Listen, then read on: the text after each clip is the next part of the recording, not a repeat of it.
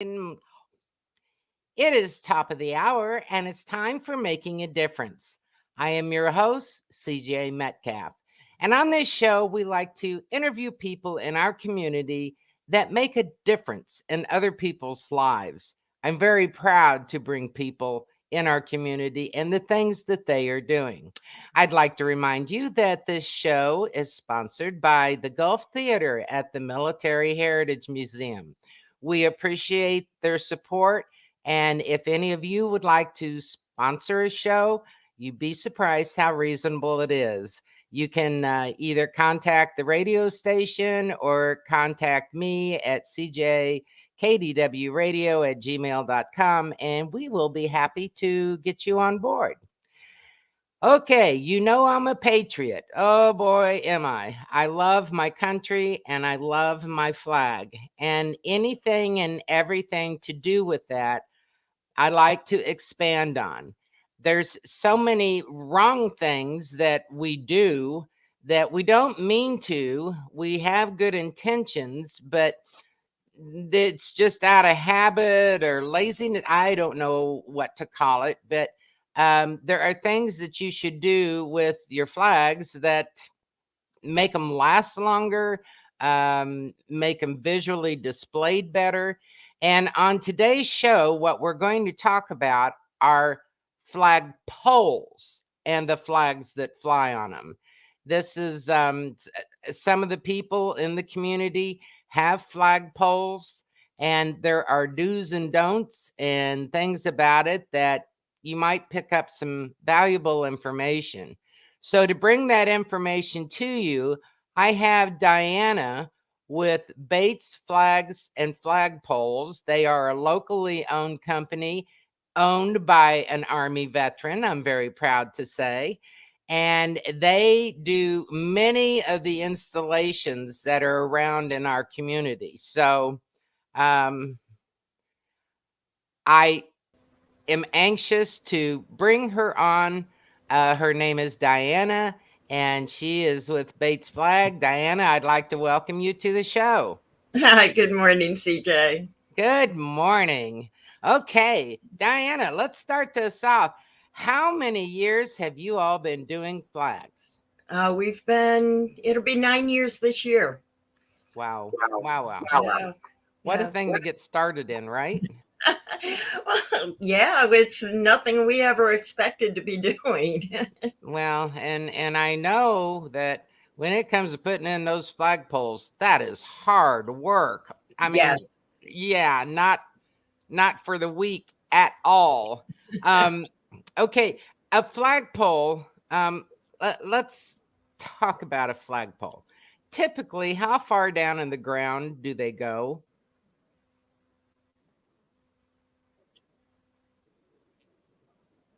All right, for an average flagpole, it's going to go in 1 foot for every foot of height that the flagpole has. For instance, a 30-foot pole will go 3 feet into the ground. So, and then we some poles, like our own, we put an additional foot into the ground to add to its strength and durability.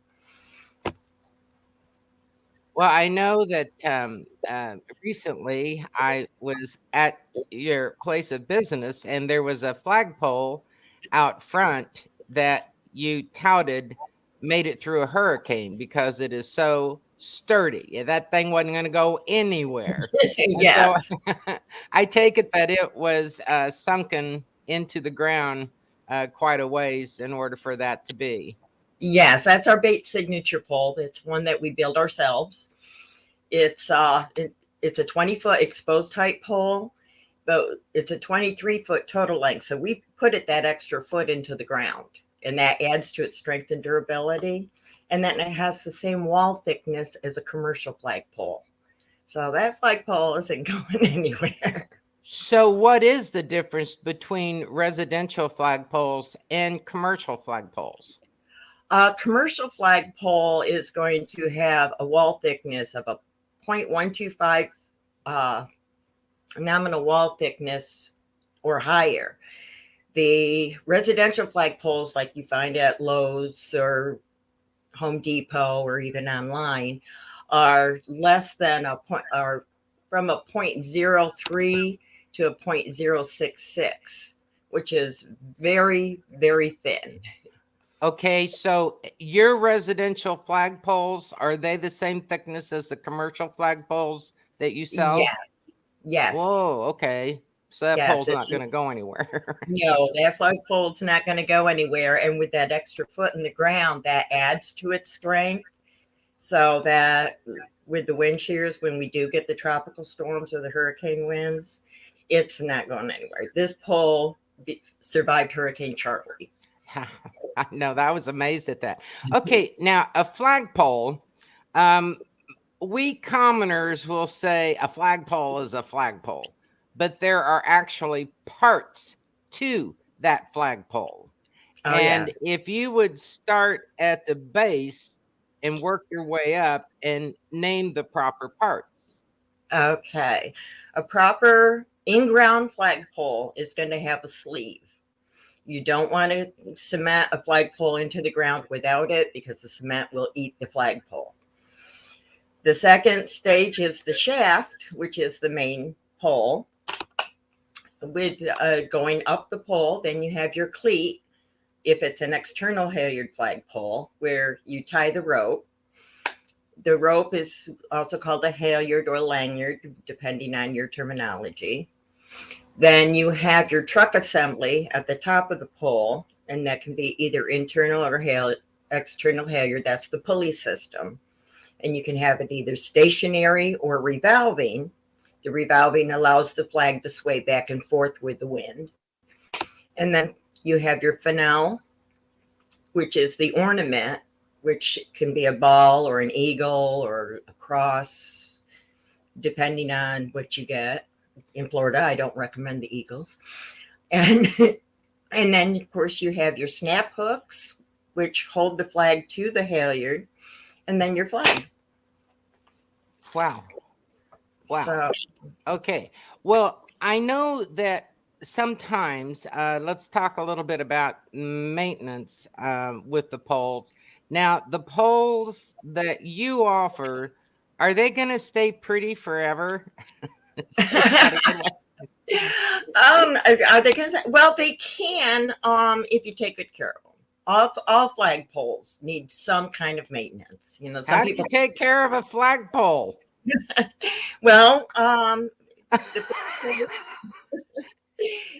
I mean, because of the elements, you can clean a flagpole.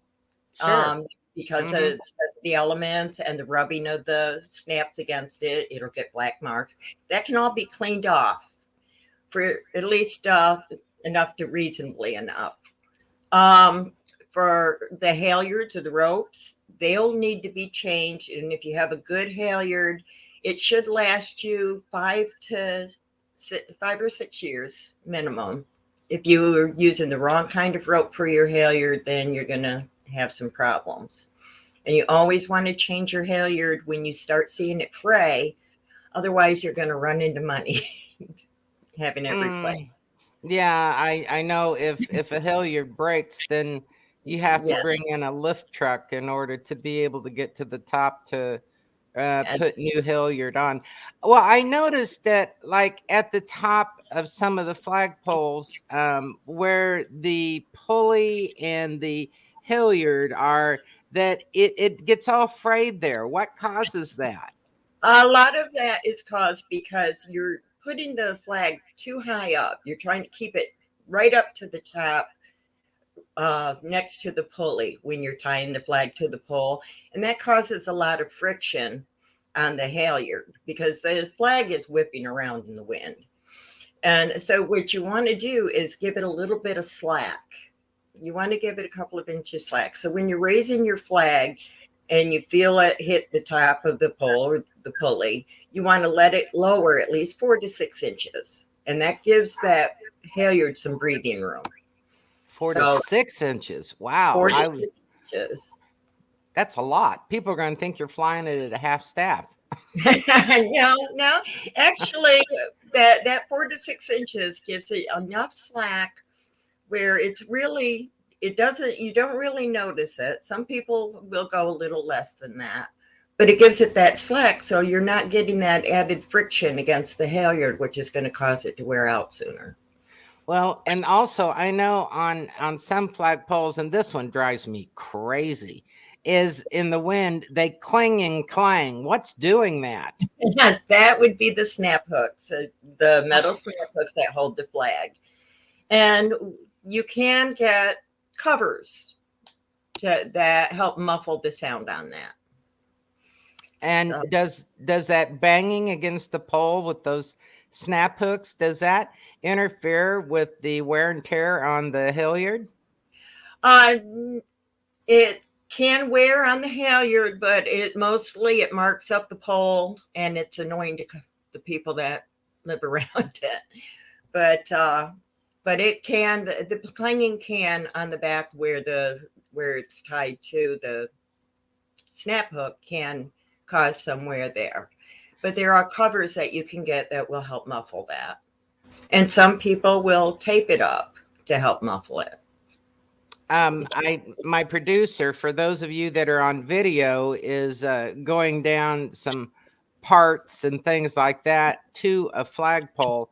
And I just caught a glimpse of something there at the bottom, and it said fiberglass flagpoles. Ooh, how about that? Let's talk about that a little bit. All right. All right.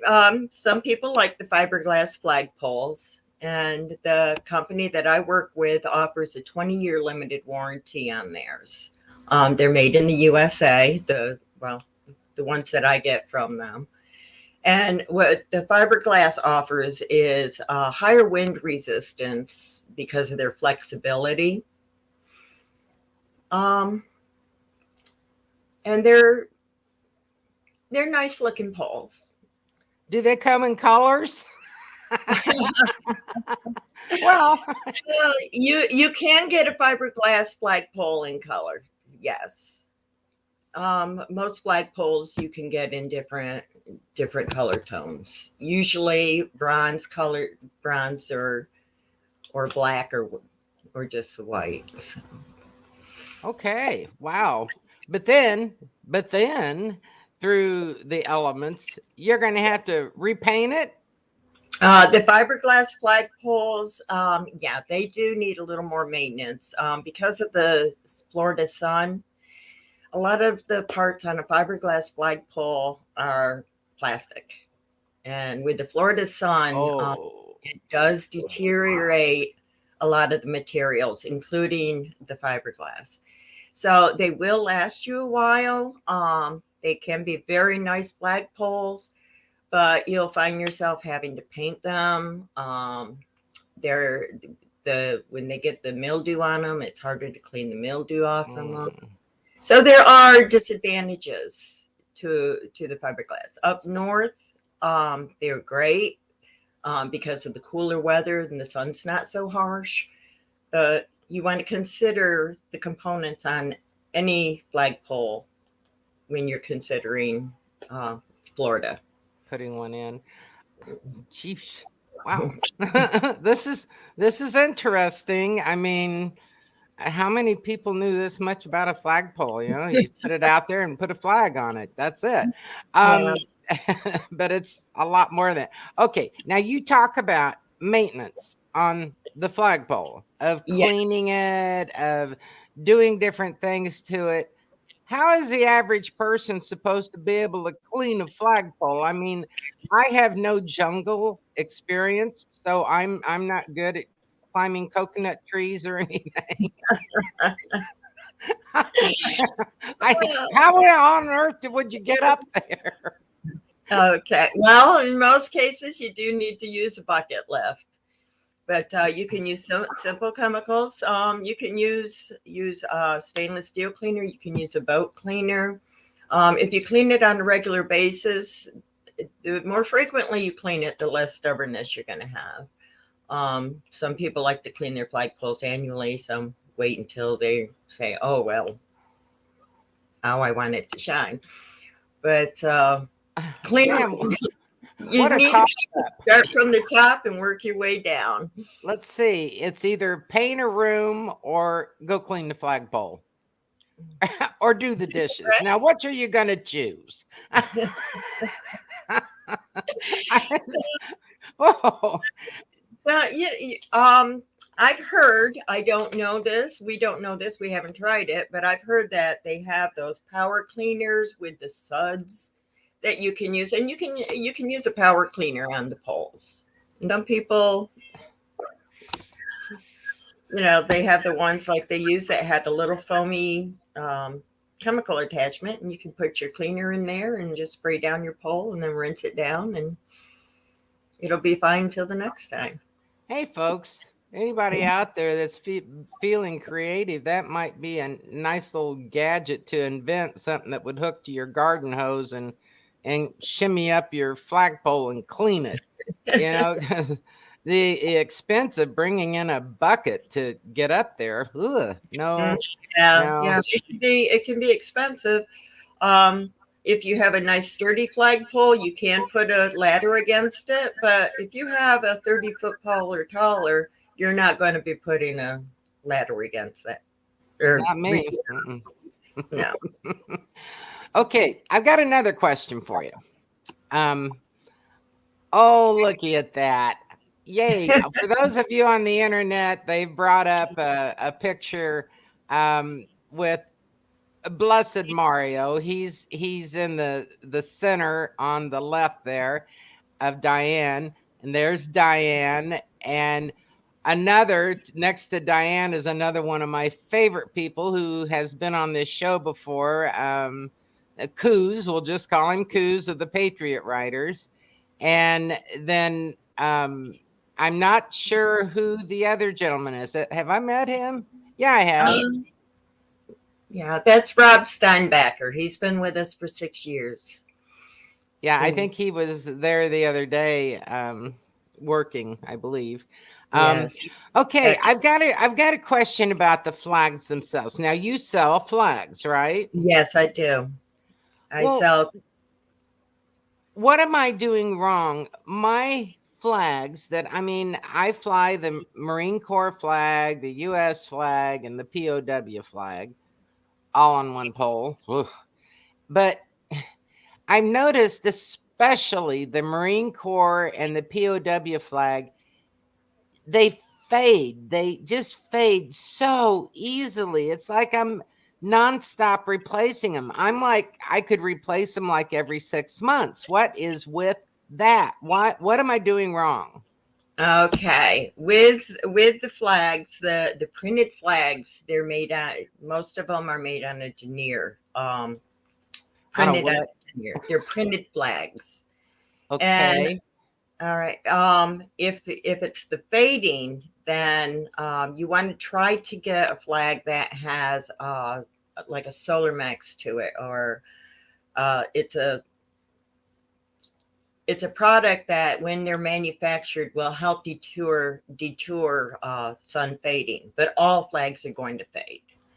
There's nothing that's going to stop them. You'd think they'd make them out of sunbrella fabric. That seems to hold up pretty well. But well, and I can appreciate that you get what you pay for. When people, like, Mhm. let's say if they're buying an American flag and the price ranges from $15 up to 50, Yeah. they're And if you're like, paying hey, it's a flag is a flag, but it's not. no, it's not. And if you're paying a really low price for a flag, it's typically made in China, and it's a printed flag. And if you get 2 to 3 months wear on it, you're doing really lucky. Um, some people might get 4 months out of it, but but some people go buy their flags based on price. We sell commercial grade, high quality flags. And all of our products are made in the USA. They're FMAA certified. What's that Flag mean? manufacturers, flag manufacturers Association of of America. America. Wow, that Yes. was a mouthful. Yeah. Um, Okay, so what you're saying is, the heavier flags, no doubt they're made out of a heavier fabric. And Yeah. then someone else argued the point about embroidered versus printed, that Mhm. the embroidery flags will tend to fray more. Those threads fray. Have you found that to be true? The quality of the flag, the embroidered sewn stripes, embroidered stars, they're a higher quality commercial flag, or leaning towards a commercial flag. But what you want to get is the flags that have the reinforced fly ends. That's the ends that on the outside of the flag, where you want ones that have either box stitching or several rows of double stitching, which reinforce those ends to help keep them from fraying. Because a substandard flag does not have it, or a standard duty flag does not have this reinforcement. So your flag's only going to last you 4 to 6 months. If it's reinforced, even with down here, the flags that we sell will last. I track them depending on where the flagpole is located, and the material of the flag should last at least 10 months, but usually will last over a year. Okay, explain to me, like, if I want to go look at my flag that I have, this reinforcement, excuse me, that you're talking about, is this something that they put in the seam itself, or is it just simply the way that it's It's stitched? in the stitching. It's in the stitching. In the corners on the outside of the flag, you have the white part with the grommets. That's Right. the header. So you want the other end of the flag, the tips of the flags, and you'll see that the corners will have several rows, and you'll see that they've either got several rows of heavy stitching going both ways, or you'll see that they have box stitching, which is usually double stitched. And O- box stitching will have a little box with an X through it. Okay, typically, we're getting ready to run out of time here, unfortunately, because I have so many more questions. But typically, a box stitched American flag, 3x5, good quality. How much should I expect to pay for that? How much should you expect to pay for it? You're looking between 52 to 60, over $60, depending. Okay, well, ladies and gentlemen, as I said, I've got a lot more questions for her, but we're out of time. We are talking with Bates Flags and Flagpoles located in Port Charlotte. It's time to say goodbye. I'll see you next week. Bye bye now.